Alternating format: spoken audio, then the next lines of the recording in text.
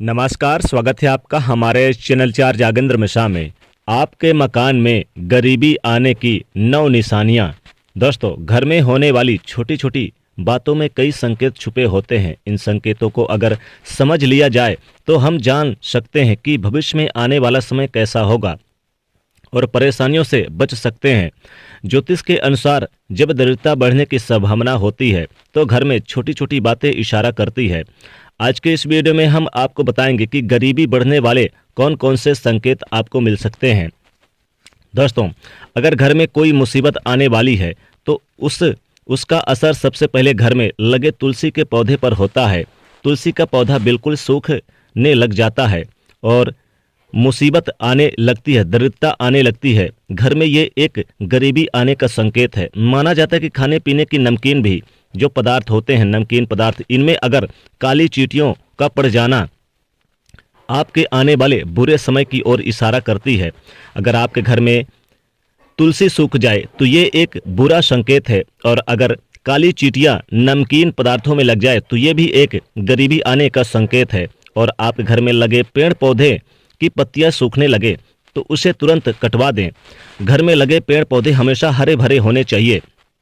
घर में पेड़ पौधों की पत्तियां सूखनी नहीं चाहिए, वरना बुध ग्रह खराब होता है और इससे आपके ऊपर कर्ज बढ़ता है। पेड़ पौधों को रोजाना पानी जरूर दें, सूखने ना दें। घर में झाड़ू लक्ष्मी जी का सूचक है, क्योंकि वो दरिद्रता को घर से बाहर निकालता है। इससे घर में सुख समृद्धि और धन दौलत आती है। झाड़ू के ऊपर पाँव नहीं रखना चाहिए, इससे माँ लक्ष्मी जी का निरादर होता है। झाड़ू को खड़ा करके नहीं रखना चाहिए और झाड़ू को अपने घर में इधर उधर नहीं फेंकना चाहिए। झाड़ू से किसी जानवर को नहीं मारना चाहिए। घर का कोई भी छोटा बच्चा अचानक घर में झाड़ू लगावे तो उस घर में किसी अनचाहे मेहमान का आने का संकेत समझना चाहिए। सूर्यास्त के बाद झाड़ू घर में नहीं लगाना चाहिए, नहीं तो ये एक गरीबी आने के संकेत है घर में। इससे घर में दरिद्रता आती है, क्योंकि ये व्यक्ति के दुर्भाग्य को आमंत्रित करता है। इसलिए सूर्यास्त के बाद झाड़ू न लगाएं। नाश्ता करने से पहले झाड़ू जरूर लगावें, ये शुभ रहता है। झाड़ू को उल्टा करके बिल्कुल ना रखें, अपशुगुन माना जाता है। झाड़ू को हमेशा लिटा करके रखना चाहिए। झाड़ू को एक दिशा में रखना चाहिए। झाड़ू को खड़ा करके रखने से घर में कलह बढ़ता है और घर में दरिद्रता गरीबी आने का संकेत मिलता है। घर में अंधेरा होने के बाद आप झाड़ू लगाने से बचें, इससे माता लक्ष्मी जी नाराज होती है। घर का कोई भी सदस्य बाहर जाए तो तुरंत उसके बाद जो घर का मुखिया है झाड़ू ना लगावे। ऐसा करने से घर में गरीबी आती है। अगर तुरंत आप झाड़ू लगाते हैं, कुछ देर बाद आप झाड़ू लगाएं, वो भी माता लक्ष्मी जी से प्रार्थना करने के बाद। झाड़ू को आपको छुपा करके रखना चाहिए, किसी की नज़र ना लगे, किसी की नज़र ना पड़े। जिस प्रकार धन को छुपा कर रखा जाता है, उसी प्रकार झाड़ू को भी घर में आने वाली दूसरों की नज़रों से बचा के दूर रखना चाहिए। वास्तुशास्त्र के अनुसार जो लोग झाड़ू के लिए एक स्थान बनाने की बजाय कहीं पर भी झाड़ू को ऐसे ही रख देते हैं, फेंक देते हैं, उनके घर में आर्थिक तंगी का सामना उन्हें करना पड़ता है। उनका कारोबार कम चलता है, दर दर की ठोकरें खाते हैं। इससे खर्च बढ़ता है और वाद विवाद बढ़ता है। गलत संगत के शिकार बन जाते हैं, आर्थिक परेशानियों का सामना करना पड़ता है। दोस्तों, गाय या अन्य किसी भी जानवर को झाड़ू से मारना नहीं चाहिए।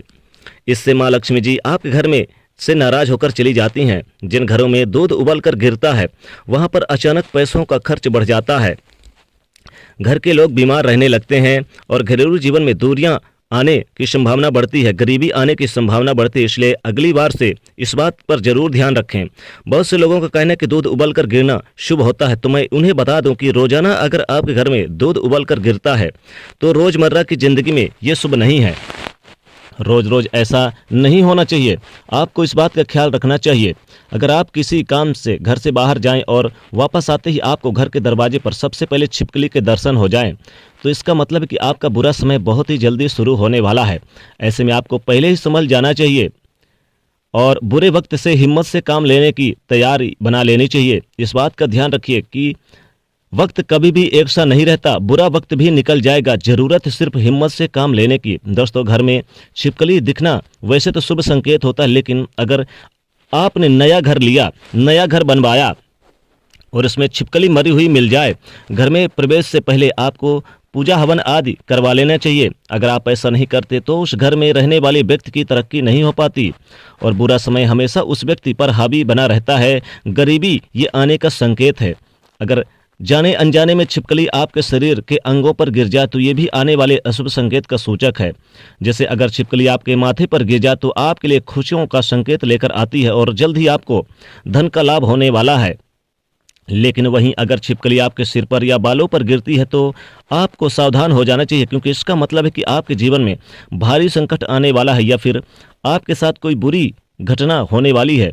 इसी तरह से आंख का फड़कना आपके आने वाले समय के बारे में संकेत देता है। महिलाओं के बाएं आंख फड़कने का मतलब है आपके जीवन में कुछ अच्छा होने वाला है। ये शुभ संकेत की ओर इशारा करती है। अगर बाईं आंख चारों दिशाओं में फड़के तो इसका मतलब है कि आपकी शादी के योग जल्द होने वाले हैं।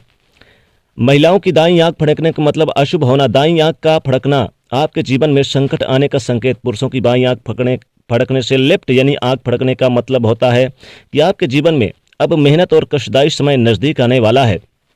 वहीं पुरुषों की दाईं आंख फड़कने का मतलब आपके जीवन में कोई शुभ समाचार आने वाला है।